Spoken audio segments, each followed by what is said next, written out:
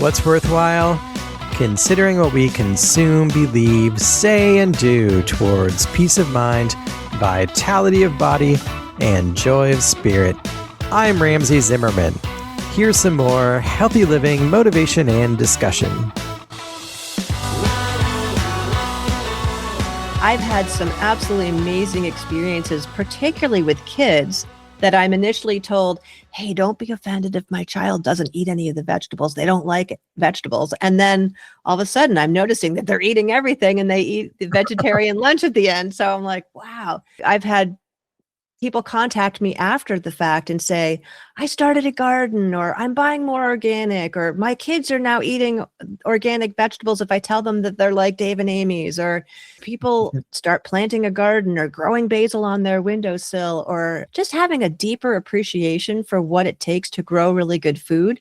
I've always been a nature lover, and I've always sought out my time to spend, in whatever form, whether it's Martha's Vineyard or a forest or Vermont or wherever. And I love to impart that same kind of appreciation and understanding and recognition of the magic of nature. Hey there, it's Ramsey here. That was Amy Hartshorn. Amy is a 30-plus year green living mentor, organic farmer in Vermont, and host of the Green Living Now podcast. The sustainability and green living movement has grown and changed a lot over the last 30 years, and it was exciting to me to get back to my roots, as the green building world was where I started my whole career. Amy is very much at the intersection of green living and natural health, because she grows and sells and shares nutritious, organic, whole foods at her family farm. I found this conversation to be joyful and familiar and inspiring, and I think it will make you hungry for more. Let's dive in. Hey, Amy, how are you doing today? I am doing great, Ramsey. How about yourself? I'm doing really well. Thanks for coming on my podcast. So you've been in this green living space for more than 30 years. I've been, or I am in that same space for almost that long. I feel like we could probably spend the entire time together talking about how things have changed and how they've stayed the same. Mm-hmm. But we wouldn't want to spend the entire episode doing that, but let's at least try it. Let's start out. How do you think things have changed, and how do you think things have stayed the same and with this whole space and this whole idea of green living? That's a great question. And I think right off the top of my head, one of the things that has changed is consumer awareness. So back when I first discovered that there were toxic chemicals in everyday household products, I actually was pregnant, and I had already figured out the whole food thing. Worked at a health food store, was buying organic food on a regular basis. But then after I discovered from this non-toxic baby book about all these toxic chemicals in everyday household products, I thought, holy crap, how does anybody, first of all, why is this happening? And then why isn't anybody talking about this? And what are they doing to protect us? And especially for baby products. And that was really concerning to me. I thought, my gosh, the most vulnerable among us are infants, and particularly those in utero. How can they get, why wouldn't they at least want to protect these little beings before, we get older? So I definitely have seen a shift in the numbers of people that are aware of these topics, that are looking for information. There's tons of Facebook groups now that have like thousands of people in them, earthy, crunchy mom, non-toxic, this and that. And I'm a part of some of them.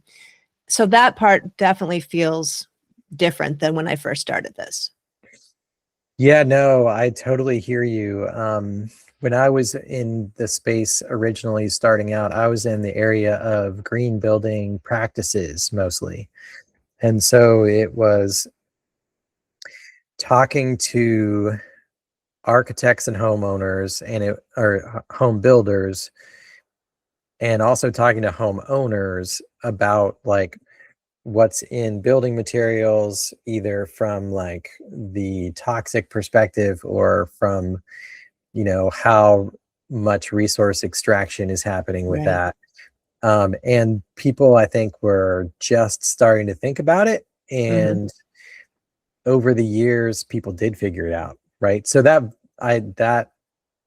hits home for me too. Yeah. So that being the case, like, what's the implication now? Like, if people are pretty aware of potentially all the crazy industrial compounds that could be in their products, whether we're talking about food or personal care products, is it any easier now? Is it any better now? Like, is it any less toxic now, or are we just more aware of it? That's a good one. So, uh, I would say in some ways it's easier because there's more options. At the same time, though, there's also a lot more confusion, and I feel like the confusion is purposeful in some cases. I Mm, feel like, the whole thing of greenwashing, which is essentially the marketing of a product that makes it sound or look healthy when it really isn't. And I think that is alive and well because I've seen a couple of different things happening. It used to be that places like Whole Foods had sort of the best of the best, and even some of the natural food stores here in Vermont. And I've seen a shift away from that to being more kind of inclusive of, well, let's just, have everything for everybody so that they don't have to go someplace else to shop. And so I feel like it's much harder for people to figure out which products are actually better and which ones aren't, because I think there was an assumption, and probably still is with folks that are new to this. Well, if it's in a natural food store, somebody must have vetted it and decided that it was better, right? And that is often not the case. And so yes, there's more choices, but there's more confusion. There's more um, greenwashing, really. More fake labels that don't mean anything, that are luring us in. well, that, and it makes me think about, there were and are lots of brands Hmm. that are, Ooh, independent third parties that cropped up, who developed really great reputations for being natural or being less toxic, or using um, being organic or using yes. sustainable practices. But then those brands got successful, and then the Yeah. major food companies purchased a bunch of those brands. So Yep. then what happens? Yeah. So that's a huge thing. And that's a really good thing to call out because there are so many formerly wonderful brands that have been bought by corporate entities. And often, the formulations change, but not in any sort of, noticeable way unless somebody's paying attention. I mean, I'll give you a small example. So Ben and Jerry's, when it used to be Ben and Jerry's before Unilever purchased it, they actually had two flavors that were organic. And you could go to their Waterbury location and have a fun tour, and you'd see organic cotton t-shirts in the store. And then those all disappeared. And I also noticed that the taste of the ice cream just didn't taste that good to me anymore. It felt like they were really, sacrificing quality ingredients. Even if it wasn't all organic before, when it was Ben and Jerry's, it just tasted better. And I mostly eat organic, and I do like to enjoy other things at times, because I feel like 80% of the time, at least, I'm eating really well. And so, I'm going to be part of the world and have some fun stuff like ice cream. Yeah, so that's a big issue. And I know that, companies like Stonyfield Yogurt, when they were bought out by El Danone or Dannon, Gary Hirschfeld really was adamant about keeping the integrity of that company. Now, I haven't really followed it to see if that has continued to be the case, but I knew originally it was. It seems like seventh generation maybe has kept to um, their commitments to consumers, even with the new, I forget if it's Procter and Gamble or whoever it is that owns them. But I would say it's much harder to find independent organic food or household product companies anymore. Like Aubrey Organics was one of the best, for shampoos and creams and makeup and all that stuff. And they, unfortunately went out of business. And Yeah, it's tough in that Well, respect. but then I also think of it from a different perspective, which is that realistically, the best way to get those products into the hands of Hmm. as many people as possible is for them to be bought out by the companies that have the infrastructure Yep. and have the manufacturing reach and capabilities and distribution. Yeah. So if not that, what do you do? Yeah. That's a good question because I absolutely agree with that. And I also am aware of the fact that, if you've built up a company that's really successful and you're just tired and you want to do something else with your life, you should be able to sell it, right? And Yeah. you obviously want to get the best price for it. So I totally get that. I think it's kind of a mixed bag. I mean, I look at the big corporate companies that are selling both organic and conventional, whether it's bananas or, whatever product. And I always wonder, first of all, is that sticker on the right banana, right? Is that organic, really How can you organic? tell? Is it the That's one. sticker that's organic or is it the banana that's really Right, right. And how do we know that it hasn't gotten confused or that there hasn't been drift from the non-organic banana? So there's so many questions that I have about big corporate entities, especially big ag or big pharma. So for me, that means I trust less and I'm more inclined to seek out the small, mom and pop type companies, which is the same thing. I mean, we own and run a certified organic farm here in Vermont. If I'm someplace else, I'm going to go for another certified organic small farm as opposed to some big, mega organic farm.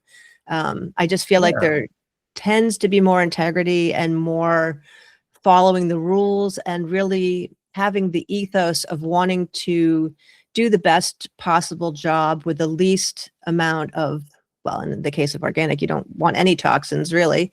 There's certain, natural substances that are toxic to bugs, but not to humans. So yeah.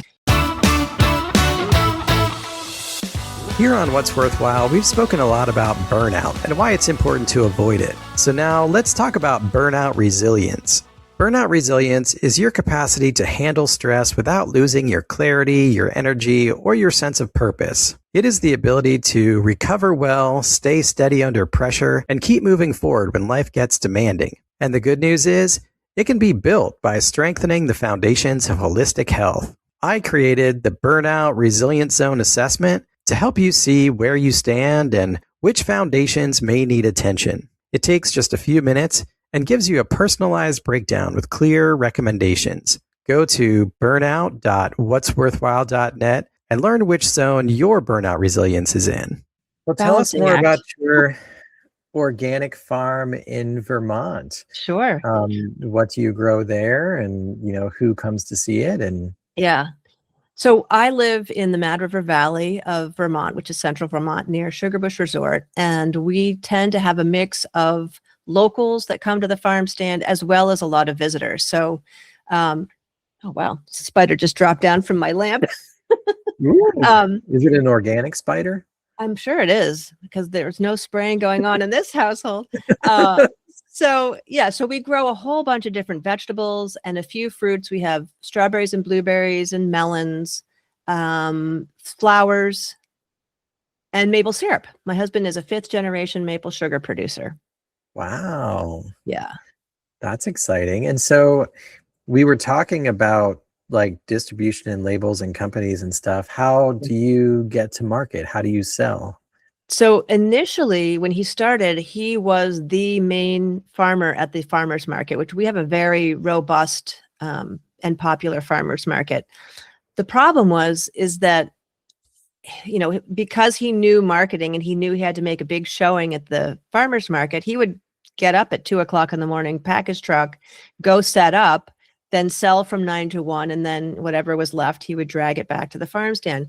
Well, so what ended up happening was that the farm stand kind of got second shift or what's the word I'm looking for? It didn't get taken care of as well as it should have. So for example, Fridays, a lot of people would come in and say, well, I'm not going to the farmer's market this weekend. Can I please buy, 12 ears of organic corn, and he would be really stuck because he wants to give the customer what they want, but at the same time he knew he had to hold back in order to have a big showing. So we finally, after, let me see, we've been together for almost 17 years. So I think it was about 8, maybe 10 years ago, actually, that he stopped doing the farmers market. And part of that was because there were other farmers that were there. And so people felt like they should just sort of share the love between everybody. So he wasn't making as much money there as he had been. And we focused all of our attention and intention on the farm stand. So we built a second building, really beautiful post and beam, open air, and have, continually sort of upgraded that experience and focused all of our intention and attention there. And so that has increased sales dramatically at the farm stand. And we also, did things like get credit cards and, better refrigeration so that it was more visible and fully staffed instead of the honor system, which we often did back in the old days. And I started doing these really cool food and farm tours. I think this will be my 7th season, where I bring people through the organic farm to talk about what is organic. Like, what does that mean? And they really are tasting their way through the field. So plucking green beans and eating them, or cherry tomatoes, or chewing on kale. I mean, I've had some absolutely amazing experiences, particularly with kids, that I'm initially told, hey, don't be offended if my child doesn't eat any of the vegetables. They don't like vegetables. And then all of a sudden I'm noticing that they're eating everything and they eat the vegetarian lunch at the end. So I'm like, wow, this is pretty cool. So just bringing people on for experiences. We've had, we used to do 4 food festivals a year. We had farm to table dinners. I did kids camps for 3 years. I mean, we really tried to make it be sort of a mecca for people that want to be inspired and educated and entertained and fed really well, like to know the difference between good quality food. No, that sounds wonderful. You made it a destination. Yes, thank you. That's the word. Yeah, that is the word. It's a great way to bring people to you. Yeah. Yeah, we even got on HGTV, actually. Did you? Yeah. That must have been exciting. It was. They did one of those, they built one of those multi-million-dollar houses, and then, it was a contest to see who would win it. And so they were trying to promote the area, and they found out about the tours. And so we had a really fun experience with the host that went with us through the farm. And then I made a pizza lunch for him from our flatbread pizza oven. Very cool. Yeah. Good stuff. I bet that the people who'd come out and visit your farm and take those tours and do those things, I bet they really enjoy that. And that's probably good for their health and wellness in all kinds of ways. And, I think about how, especially around the 10, 20 years ago, we were really lamenting this whole idea of like just a consumerist society. And I don't hear that phrase thrown around quite as much anymore. But I wonder to what extent it's still true. And the reason I bring that up is because it seems like having hands-on kind of experiences like you're describing gets people away from just being a consumer. Yeah. So I'd love to hear your thoughts around the notion of, consumption, consumerism, and, is it much more meaningful to people when they understand like where their food is coming from and they're starting to participate in like the creation of their food? And yes, what's that like? Yeah, I think I would use the term conscious consumers. And so what I've noticed is that people will often leave the experience on the farm telling me a number of different things. Surprisingly, even after 90 minutes to 2 hours, and usually it's, the folks that have had the whole experience where they get the tour on the organic farm, the maple sugar house. Then we have actually a big 1/2 acre hydroponic greenhouse at the back end of the farm, which my husband started with 2 other partners, and we since sold his shares 6 years ago. But I still am able to bring people in there. And then even bringing people up to my house gardens, because I love to have my own gardens, even though we've got this farm.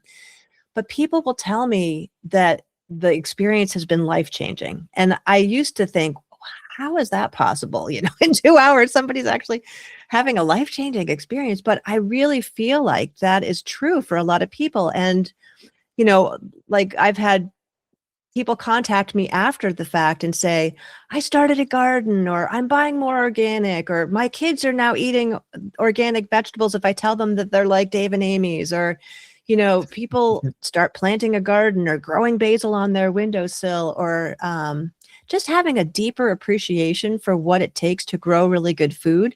And I think one of the things that sort of surprises people, and I always ask them, I want to kind of get a sense of where they're at when they arrive. So I'll say, well, so, you know, what do you know about organic? And 9 times out of 10, they'll say, oh, no toxic pesticides.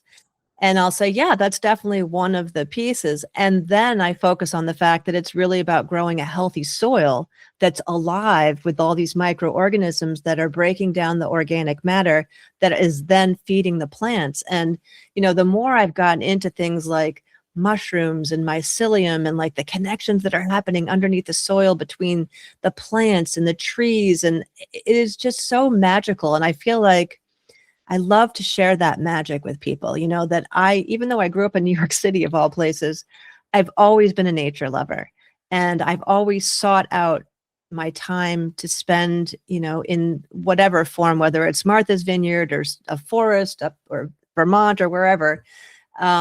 And I love to impart that same kind of appreciation and understanding and recognition of the magic of nature and how we can learn so much from it, you know, and then the more we pay attention to it and the more we live in harmony with it. And I had a fascinating conversation this past week's podcast on Friday.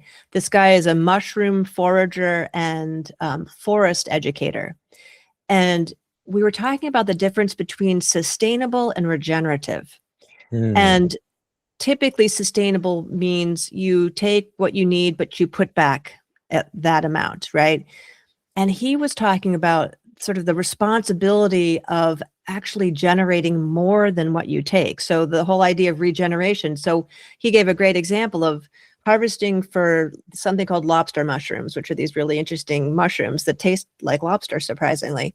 And he said, if he goes to a patch in the woods and he sees a bunch, instead of thinking to himself, okay, I can take 1 out of 10, he thinks, okay, I'm going to take, let's say 2, and one of them, I'm going to take the top off, keep the stem with the roots, and go find a similar kind of locale that has the same type of slope and conditions and plant that to start a whole new bunch of those lobster mushrooms. And I just thought, wow, that is such a cool concept of thinking about regeneration as a way to increase the abundance for everything.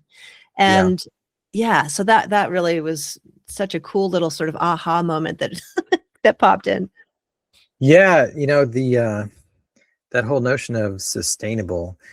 When I went to college, I was a student of William McDonough. And one of the things that he used to like to say was, if I asked you, how was your marriage? And you said, oh, it's sustainable. You know, is that what you want? Is that what you're looking for? Right. And making the whole point that you do actually want it to be restorative or regenerative, and beyond just sustainable, because sustainable is like, you know, just hanging on. Yeah, the bare minimum. The bare minimum. We can continue like this, Right. but it doesn't mean that it's making it any better or more Correct. pleasant. Exactly. The whole kind of sustainability movement, or something I was very, you know, much into personally, professionally, there's always sort of a dynamic tension, or there was always sort of a dynamic tension that I experienced in that, because part of it was, you know, we're talking to individuals, we're working with them to have, to make changes within their life and within their experiences. But it was always difficult to see or even imagine how those changes could be brought to scale, Mm, so that our entire society or our entire population could experience things sort of as well as we can have with individuals. Look, we all deal with stress. Stress is not the problem. The problem is that our body's innate stress response is built for physical challenges instead of the mostly mental, emotional, and virtual stresses that we face today. In my book, Stress Response, you'll learn to manage your response to stress in order to reduce anxiety, avoid burnout, and find calm and steady focus. The ebook is available on Amazon and only 99 cents for a limited time. After you download, please don't forget to leave an honest review and rating so that others will find it too. And then, there's just the whole notions of um, populations and population growth. And, we got into all kinds of things with climate change. yeah.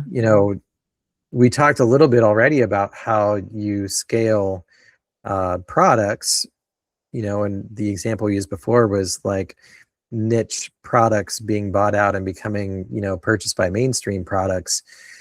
But then there's the other question is, how do you grow enough food to feed the world? How do you grow enough food to feed entire populations, especially as populations continue to grow? So Hmm. what do you think about that in terms of like agriculture that can feed the world in healthy ways?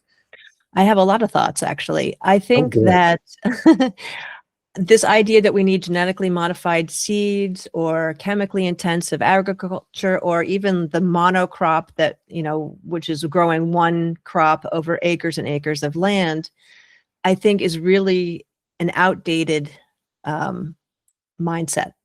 And I say that because now, one of the things that I love to see and encourage is people growing their own food, no matter how small of a scale that is. And so the idea of empowering people, and not just shop at the grocery stores, but to find farmers markets or trade with neighbors or grow something on your patio or windowsill, or if you have land, great, that's even better. And the advent of technology like hydroponic, which, there's chemical hydroponic and there's sort of more organic hydroponic. And I'm definitely an advocate of the organic version, which is what has been done at the half acre site that I mentioned at the back end of our property. That has enabled people to grow food in places that would never have been able to grow food, where maybe it's a desert, but there's some kind of salt water nearby and they can desalinate that and use that. And it's a closed loop system too. So, you have water.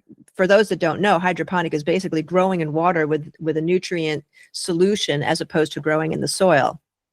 Now there's a kind of a raging debate about whether or not that's really healthy, versus the way soil grown has always been, revered, which I think is important.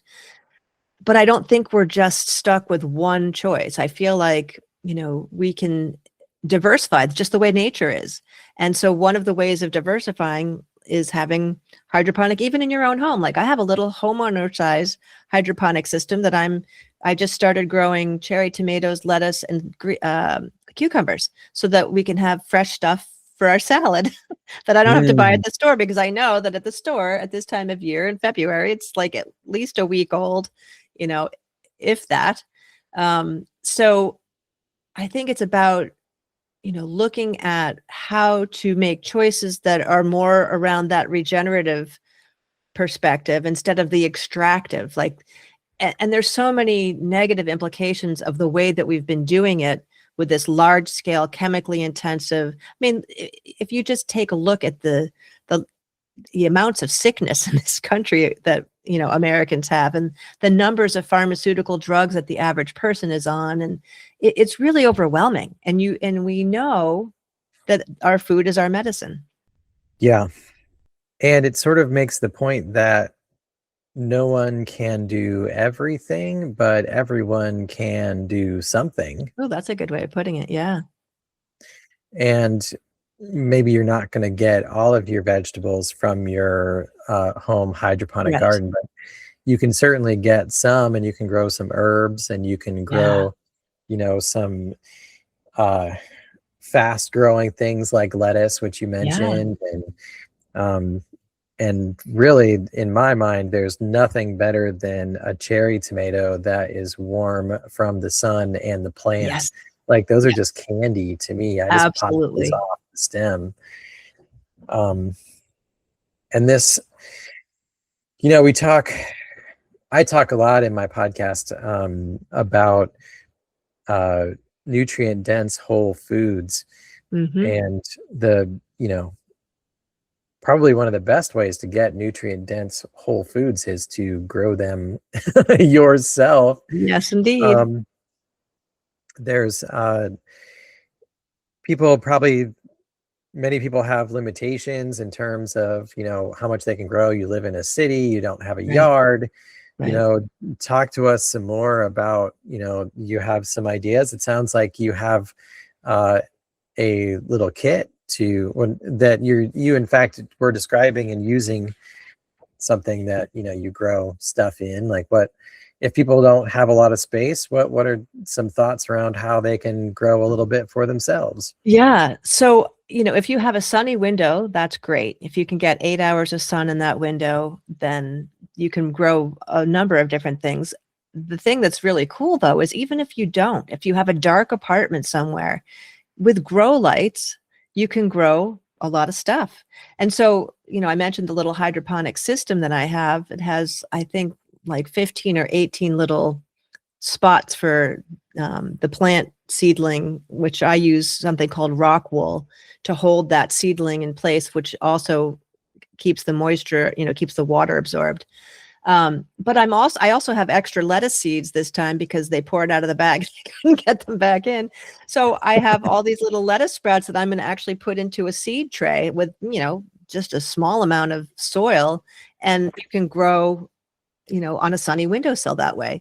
So yeah, there's so many different ways now that we have more options.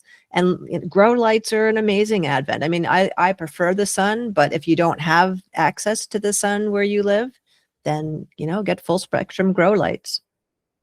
Wouldn't it be nice if we could solve problems sort of together, and Yes. at an individual and home and community level, as opposed to having to have just giant industrial solutions? Yes. Yes. And I actually want to throw in another thinking of giant industrial solutions, this whole advent of lab created meat and Mm, plant based meat in quotations. And, some of these wealthy individuals that are promoting this type of technology as some sort of answer to how to feed the world.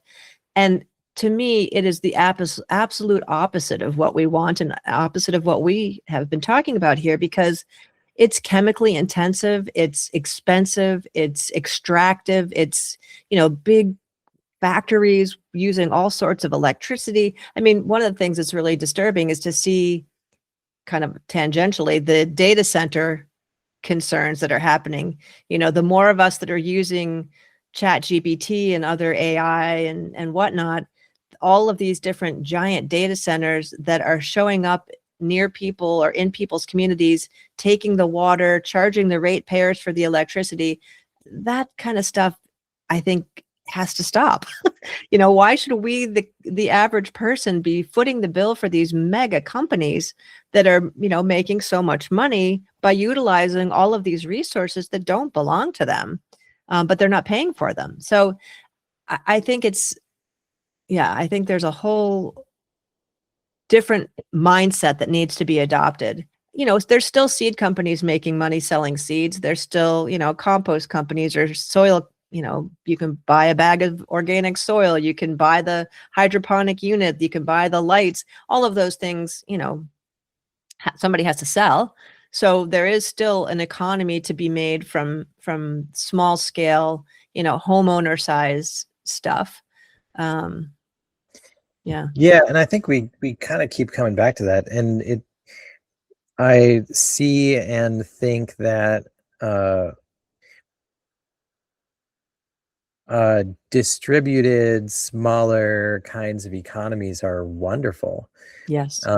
Because they, do local development, and they empower people to not just be consumers, but to be themselves producers. Yeah. And people are more interrelated. It creates much more diversity, and it helps local areas to lean into their individual expertise and use Yeah. whatever flavor of resources and their culture. So yeah, I just love distributed solutions instead of centralized Yeah. solutions in Well, many and cases. I think it goes back to something that I think we were starting to talk about a little bit, but this whole idea that we're all connected. So, that's something that I've become more and more aware of more that I've gotten into this whole green living adventure, is the idea that what what choices we make actually have an impact on the whole. And and that's actually powerful for us, because look what happens when consumers boycott a company because they don't like something that company is doing. That can have a huge impact. And I think that, the more we share information, become more aware, and gather together and make a vision for a healthier world for everyone, including the natural world that we are so lucky to have, the better it will be. I think if we step out of this whole extractive profits over health kind of mentality that seems to have dominated, then we'll be much better off. Yes. If people want to find you online, if they want to come visit your farm, if they want to buy your produce, how do they find you? How do they get a hold of you? Yeah, the easiest way is my website, which is greenlivingnow.com. And I have some online courses. I'm actually shifting the platform for them, but I also have some retreats coming up this summer for women. Ooh. Recalibration retreats for a weekend or 3 nights and 4 days. So that will be on the website. And fun things like I'm developing your non-toxic kitchen reimagined, like a 5-day kind of intense online experience, which will kick off with a live piece to it on Zoom. So all kinds of things just to help people get into this world of living a less toxic, more eco-friendly and holistic life, because I'm all about, choosing holistic health strategies that help us stay healthy, prevent illness, or even reverse that. Oh, and the podcast, right? That's on YouTube and also all the big podcast platforms. It's called the Green Living Now podcast. Awesome. Well, hey, Amy, it's been really great spending some time with you talking, and I'm sure we'll get a chance to do it again. And yeah, thanks a bunch. Oh, my pleasure. It was a lot of fun. Ready for more? Visit what'sworthwhile.net to listen to podcast episodes, master your response to stress by reading my book, Stress Response, available through Amazon, or to get better before burnout sets in by requesting the free guide. Regardless of where you are in your journey, I'd love to hear from you and talk about how we might move forward together. Please contact me, Ramsey Zimmerman, through the website or on social media like Instagram, Facebook, LinkedIn, or X. Thanks.